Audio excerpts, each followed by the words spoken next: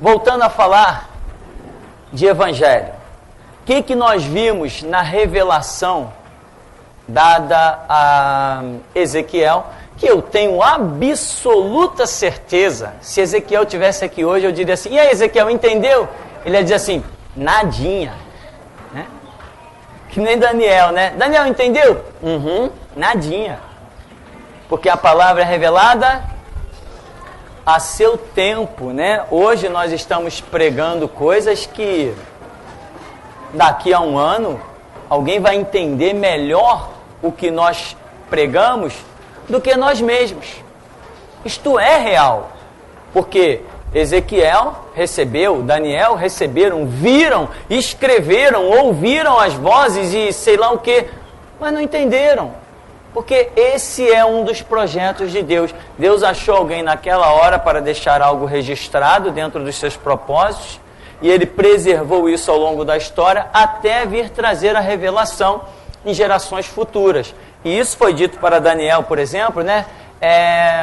Sela as palavras deste livro, porque ainda para tempo distante. Então, quando nós vimos aqui na visão de Ezequiel, nós vimos algo que nós precisamos atentar para isso com muito carinho. Nós fomos, ao longo da história, adestrados de uma maneira errada e absurda de olhar para a Bíblia e classificar toda a Bíblia como palavra de Deus. E esquecemos que lá, por exemplo, Lucas 4, Mateus 4, o diabo está falando. E eu não leio aquelas palavras do diabo como palavra de Deus. Então esse conceito de palavra de Deus precisa ser entendido. Tudo que está registrado na Bíblia é um registro inspirado por Deus, projetado para o meu crescimento. Tanto as coisas que são certas que estão na Bíblia, quanto as coisas que são erradas que estão na Bíblia. Tudo foi um projeto de Deus e o Espírito Santo, na sua soberania, usa isso hoje para me dar lições. O Espírito Santo me deu lições quando rejeitou Saul por não cumprir a ordem de Deus. O Espírito Santo me ensina quando bateu feio em Davi por cometer um adultério e mandar matar um homem. Então, naquilo ali o Espírito Santo também está me ensinando.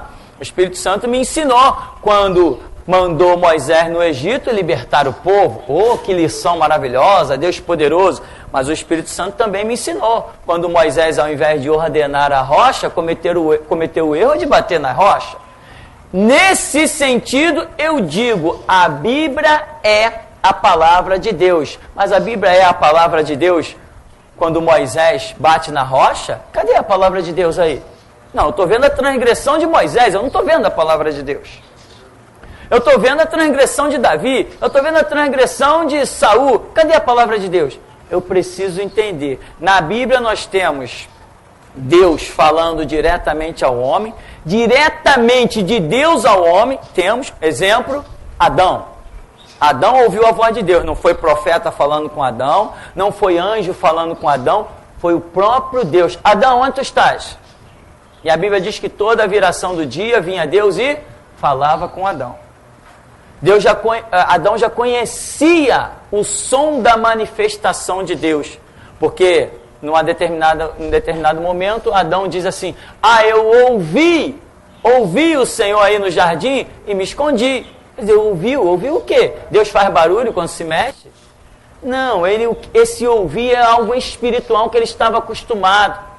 Às vezes eu estou aqui no púlpito pregando e eu sinto um passar dos anjos no meio da igreja. Interessante que quando eu sinto esse passar dos anjos, não é que eu sinto aí no meio da congregação, eu sinto aqui no púlpito. E eu discerno a que distância está o mover espiritual. Às vezes eu sinto ele está passando aqui na frente, eu estou tendo um sinal, às vezes ele está passando lá no fundo. Isso é um mover espiritual. Às vezes eu sinto como um barulho dos anjos, mas não tem barulho nenhum. É algo que se processa dentro do nosso espírito, pois a Bíblia diz que o Espírito Santo testifica com o nosso espírito, é um mover espiritual. Às vezes eu digo assim, Deus está em nosso meio. Ele sempre está. Mas às vezes eu ouço algo que não ouço com esses ouvidos e sei que Deus, de uma maneira diferente, veio em nosso meio para realizar alguma coisa. Em especial, fora de tudo aquilo que Ele sempre realizou, dando a graça, dando a direção, curando. São coisas que acontecem. Então, o erro ao qual nós fomos adestrados ao longo da história da igreja é olhar para a Bíblia e dizer, a Bíblia é a palavra de Deus e acabou a história. Alguns teólogos preferem dizer que a Bíblia contém a palavra de Deus. Seja de uma forma ou de outra, o que nós precisamos é estudar a Bíblia para entender, né? Agora ali no intervalo, a irmã estava comentando comigo sobre uma igreja que foi e questionou que estavam distribuindo azeite e trigo. Falou, isso é idolatria. Aí abriram a Bíblia para ela, lá em Tiago, né? Se alguém está enfermo, chame os presbíteros da igreja, unja o enfermo com óleo e a oração da fé curará o enfermo. Tá. Quem está citando essa regra? Tiago. Não foi o meu Senhor Jesus que citou essa regra. Aí nós sabemos toda aquela questão cultural de Israel, por exemplo, Salmo 23 diz, unge a minha cabeça com óleo, meu cálice transborda, mostrando a visão de alguém como ovelha, tendo um pastor, todas aquelas simbologias, mas um azeite, tendo o seu efeito terapêutico, eu posso usar. Um azeite puro, como era em Israel, o azeite era usado para curar febre, curar enfermidades, feridas e chagas que existiam naquela época, antes que inventassem os antibióticos, o azeite era usado para isso. Por quê? Porque Deus, quando colocou o homem sobre a terra, já colocou também toda a medicina que o homem viria a necessitar. O problema hoje é nós não termos conhecimento disso, porque não existe empresa mais mercenária no mundo do que as empresas farmacêuticas. Eles descobrem as coisas, mas ocultam para poder vender. Eles deixam pessoas morrerem, mas não liberam que você pode, no teu quintal, ter um produto que te cura e te livra da morte. As empresas farmacêuticas, as indústrias farmacêuticas, são os órgãos mais mercenários que existem. Se eles revelarem esse segredo, descobrimos que essa raiz, aquilo outro, cura disso, cura daquilo, eles vão à falência. Então eles preferem que pessoas morram do que eles deixem de ter o lucro que pretendem ter. Então, voltando então, quando nós vimos aqui na visão de Ezequiel, nós identificamos como evangelho o quê? Identificamos Mateus, Marcos, Lucas e João. Tá, pastor, então tá bem, identifiquei isso. E o resto da Bíblia? Atos, Romanos, Coríntios, Efésios, Gálatas, Filipenses, Colossenses, Tessalonicenses. Cadê? O que eu faço com isso? Nós precisamos entender através do estudo. Quando eu falo de evangelho, eu somente estar falando de algo revelado diretamente pelo próprio Deus. A Bíblia diz, Jesus é Deus. Ele no princípio era o Verbo estava com Deus, e o Verbo também era Deus. Jesus é Deus. Eu não sigo coisas relatadas por homens, eu sigo coisas relatadas diretamente por Deus. Assim eu posso ter confiança em dizer que sou servo de um Deus vivo. Se eu seguir, que o profeta me disse, que nem já passaram os malucos por aqui e profetizaram e achavam que eu seguia a profecia. Sou servo de Deus, eu não sou servo de profeta. Mas tem gente que pensa que profetizou que pronto, está profetizado. Não, as profecias existem, mas nós vamos examinar se aquilo procede de Deus ou não. Não estamos aqui para julgar profeta, mas para julgar profecia sim. E como? Não estamos aqui para julgar quem tem visão, mas para julgar visão sim. Não nos cabe julgar homens, mas julgar visão, revelações, profecias, é com a gente mesmo. Vamos para a escritura, vamos para a oração e vamos ver se tem fundamento. Se não tem, joga fora no lixo. O que acontece? Nós vemos Mateus, Marcos, Lucas e João como sendo a revelação vinda diretamente, né, de Deus, porque Jesus falou assim: Pai, eu lhes dei a conhecer a tua palavra. E Jesus diz: a vontade do Pai é essa, que reconheçais a Ele como único Deus e a Jesus Cristo como seu enviado. Então aqui eu estou diante da revelação do Evangelho de Jesus Cristo. O que é Evangelho? Uma palavra lá do grego, se não me falha a memória, que significa boas novas, boas notícias, notícias de salvação. Então, o Evangelho foi revelado lá, desde Ezequiel. Hoje tem gente que não está seguindo o Evangelho. Inclusive tem umas igrejas que por aí se diz assim: nós somos uma igreja apostólica. Por que vocês são igreja apostólica? Nós seguimos a doutrina dos apóstolos. Não.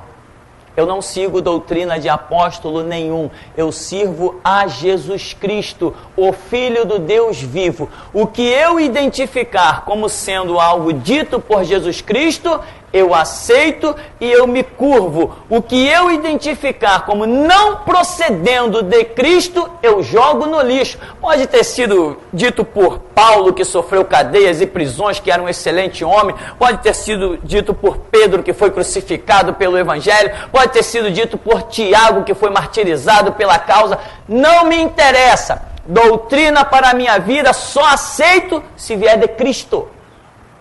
Se não vier de Cristo, não quero assunto. Mas Pedro falou, Tiago falou, não, que Pedro foi arrebatado ao 1000º céu e viu Deus face a face. Problema dele, ele que vive a vida dele, a experiência dele. Eu vou viver a minha com o meu Cristo. Isto é firmeza, isto é convicção, isso é você saber em que você crê.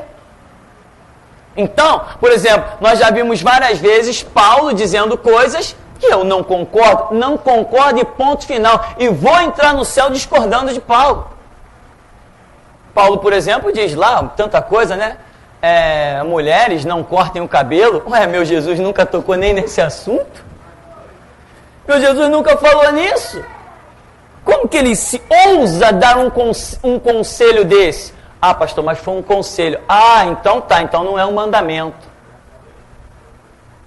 Não é um mandamento, porque mandamento só pode proceder do fundador da igreja, que dá mandamento. Ah, então se Paulo deu um conselho, opa, vamos analisar o conselho dele.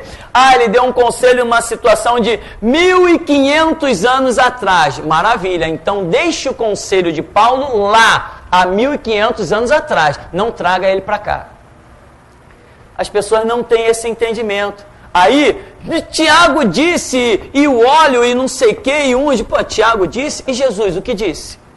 Não, Jesus não tocou nesse assunto, então eu vou ficar com Jesus. Mas as pessoas acham que os apóstolos, como eu já ouvi, que o que os apóstolos vieram a escrever depois, vieram a acrescentar ao Evangelho de Jesus Cristo. Aí, meu amigo, eu meto uma metralhadora na cabeça e aperto o gatilho. Dizer que Jesus vem para o mundo, cumpriu uma missão, vai para o céu e deixa a sua obra por fazer, aí... Dizer que a sua obra ainda precisava que homens viessem escrever para complementar o seu Evangelho, é só me matando. Não resta mais nada, acabou, chega. Não, quando meu Jesus estava na cruz, ele disse, Pai, está consumado. Está terminada a obra que tu me deste a fazer e nas tuas mãos eu entrego o meu espírito. Acabou a história. Então, o que nós vemos revelado em Ezequiel capítulo 1? Vemos a revelação do Evangelho. E aonde nós detectamos esse Evangelho? Muito claramente em Mateus, Marcos, Lucas e João. Aquilo que eu posso identificar como sendo palavras diretas do Senhor Jesus, isto é regra de fé e prática para a minha vida. O que os apóstolos disseram, poxa, Pedro disse isso, bonito, Paulo disse aquilo, bonito, Tiago disse aquilo, muito bonito, João disse aquilo, outro, muito bonito, tá, vamos ver o que Jesus disse. O que eles disseram concorda com o que Jesus disse, então tá bem, vamos em frente. Mas se não concorda com o que Jesus disse, era apenas a opinião deles ou o conselho deles dado em uma determinada situação. Por exemplo, em Atos capítulo 15, nós vemos ali a Assembleia de Jerusalém. Tinha uma igreja que estava sendo formada de judeus, de gregos, de romanos e de cristãos já mais tradicionais. Todos são cristãos, mas tinham cristãos mais tradicionais e estava entrando na igreja judeu, grego, romano e tudo que era gente. Aí vem, os judeus dizem que tem que guardar a lei de Moisés, que tem que se circuncidar. Os gregos vêm com a sua filosofia e os romanos vêm com outras ideologias. Aí se reúnem os apóstolos em Jerusalém, Atos 15, a Assembleia de Jerusalém, e chegam à seguinte conclusão: ó irmãos, nós oramos e nós e o Espírito Santo chegamos à seguinte conclusão: que vos abstenhais do sangue, da prostituição, do que é sacrificado, porque Moisés tem quem o pregue em cada lugar, tal. Então, quer dizer, para evitar problemas e confrontos, nós chegamos a essa conclusão, beleza? Conselho dado há cerca de 100 anos depois de Cristo, não sei, talvez um pouco menos, não sei. Conselho dado para não comer sangue, por exemplo. Fala da carne de porco? Não me recordo. Conselho dado para não comer sangue. Conselho. Por quê? Porque o meu Jesus disse isso? Não, ele não disse. Ele não disse que eu não posso comer sangue. Eu não gosto, eu particularmente, não gosto e não como por questão de gosto, não questão religiosa. A nível de religião, eu não identifico no Evangelho de Jesus Cristo nenhum cardápio alimentar. Né? Tem gente que não gosta de uma série de comidas. Aí porque não gosta, vem usar texto bíblico como argumento fajuto. Não, eu não como isso porque a Bíblia, conversa fiada. Eu não como porque eu não quero comer. Porque a Bíblia, dentro do meu conceito de liberdade que Deus me tem dado, dentro da doutrina do Evangelho, eu como o que eu quiser que inventarem neste mundo. Né? Se eu for para a Índia e como servem lá o prato principal, cachorro assado, eu como. A Bíblia não diz nada contra. Agora, aqui não é costume nosso, mas lá na Índia é prato caríssimo, só rico tem. Né? Morcego. Lá não é qualquer um que come, não. Morcego, é coisa cara. Porque hoje nós vivemos num país cuja cultura é diferente. A riqueza alimentar nesse país é uma maravilha, né? Camarão, todo mundo gosta. Peixe assado, que maravilha. Mas vai catar uns peixinhos lá na Índia que eu quero ver?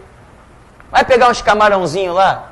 Você vai ter que se adaptar. Não, a Bíblia diz o que de comida? O que a Bíblia diz de comida?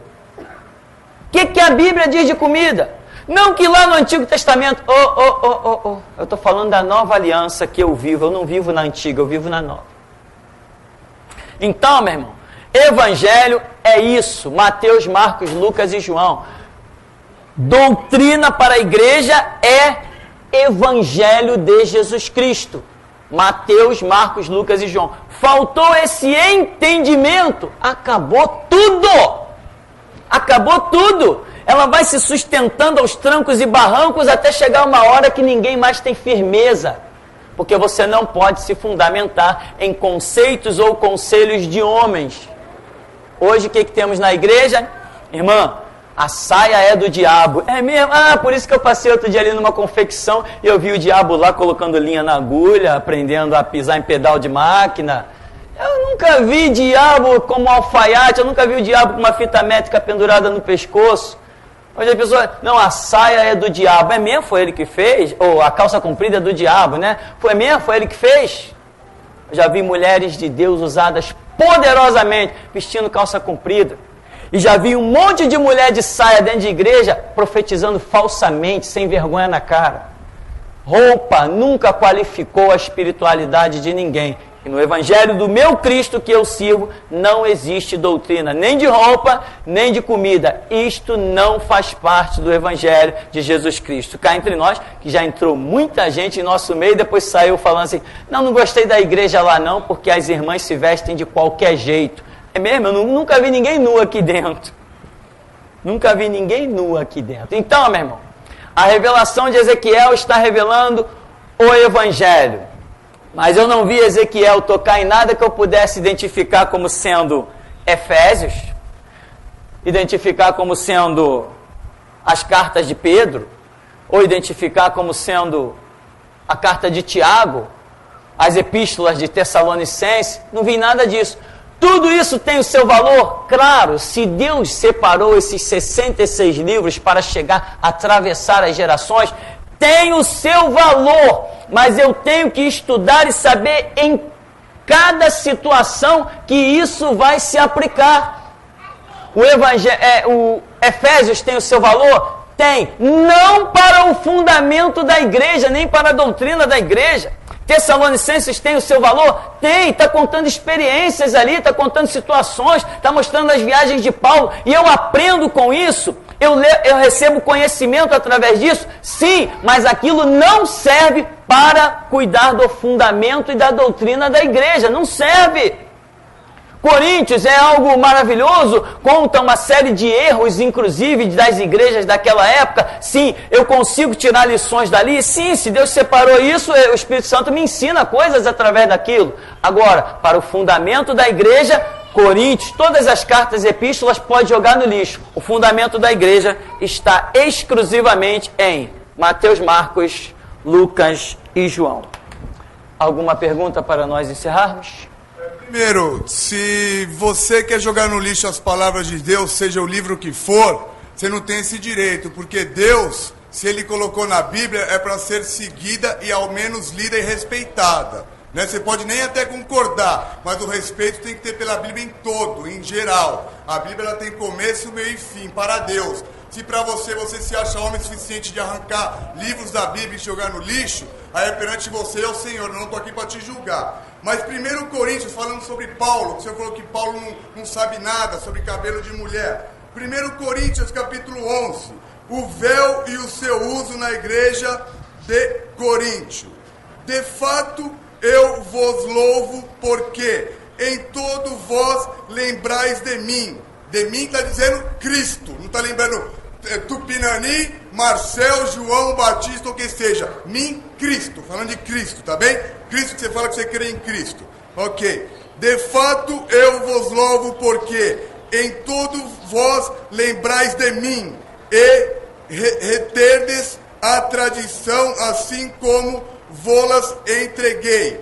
Quem, entretanto, que saibais ser Cristo, a cabeça de todo homem, e o homem a cabeça da mulher, e Deus, Shalom, a cabeça de Cristo. Continuando, faz favor. Todo homem que ora ou profetiza, tendo a cabeça coberta, desonra a sua própria cabeça.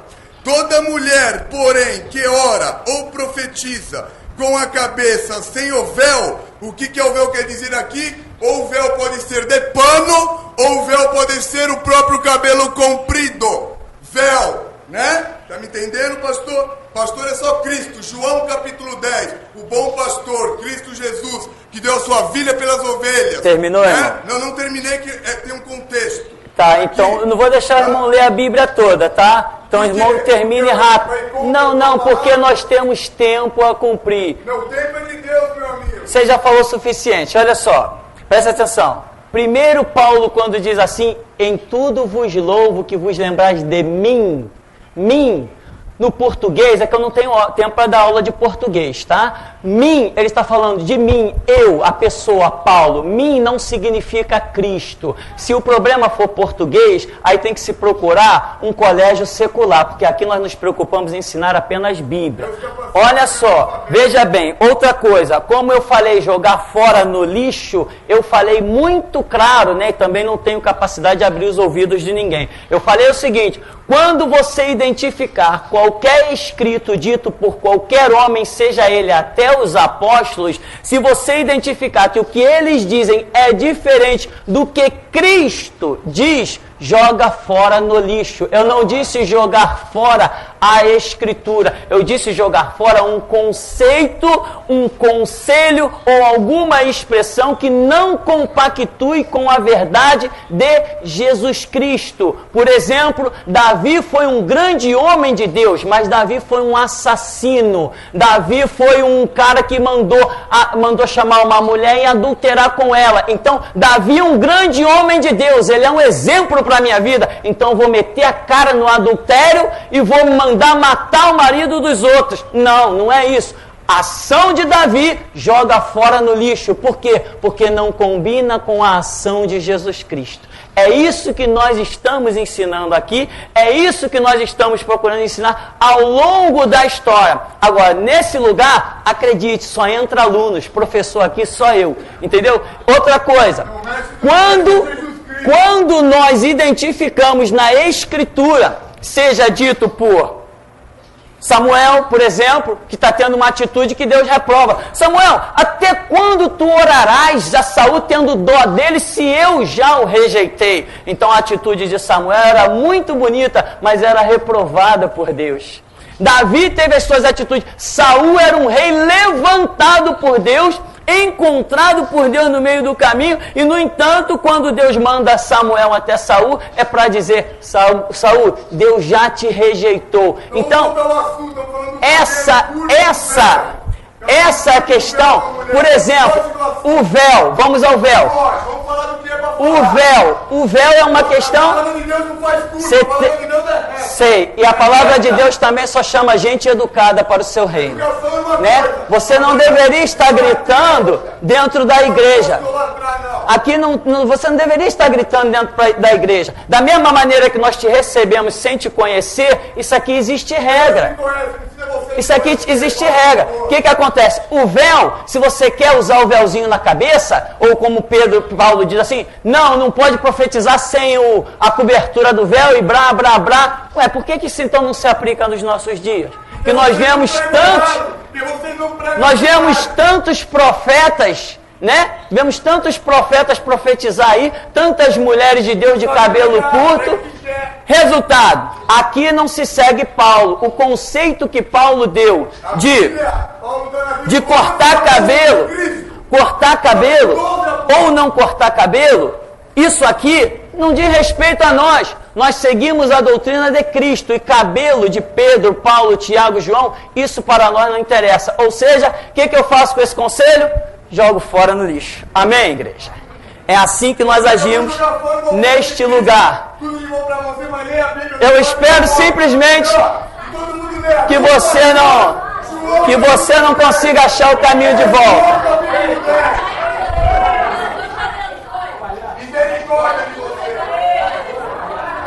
Amém, irmão? Se ele quer usar o cabelinho comprido, ele pode usar à vontade. Aqui ele não vai usar, não tem jeito. Então, irmãos, recapitulando, o Evangelho se resume na revelação de Deus para as nossas vidas. E essa revelação vem através de quem? Somente só de Jesus Cristo. Todos, para completarmos aqui, todos os servos de Deus, em especial os que receberam títulos de apóstolos, eles não receberam a autorização para criar uma doutrina ou acrescentar ao Evangelho.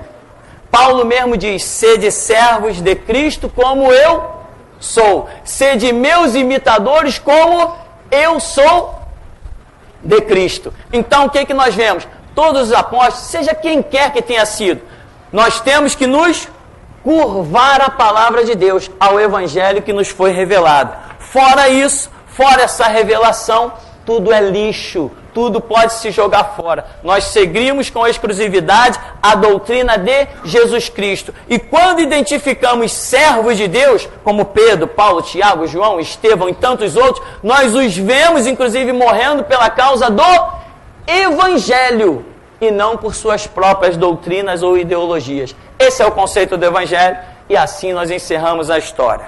A doutrina para a igreja é Jesus Cristo. Quem quiser, tem muita igreja por aí, né? As igrejas apostólicas. Tem até homens por aí se dizendo apóstolos, que receberam revelações novas. Quem quiser segui-las, muito que bem. Mas nós vamos ficar com a doutrina do Evangelho de Jesus Cristo. Doa em quem doer. E como dói, né, irmão? Dói muita gente. Bom, quem quer ser discípulo de Paulo, pode procurar outra igreja, porque aqui nós trabalhamos por discípulos de Jesus Cristo.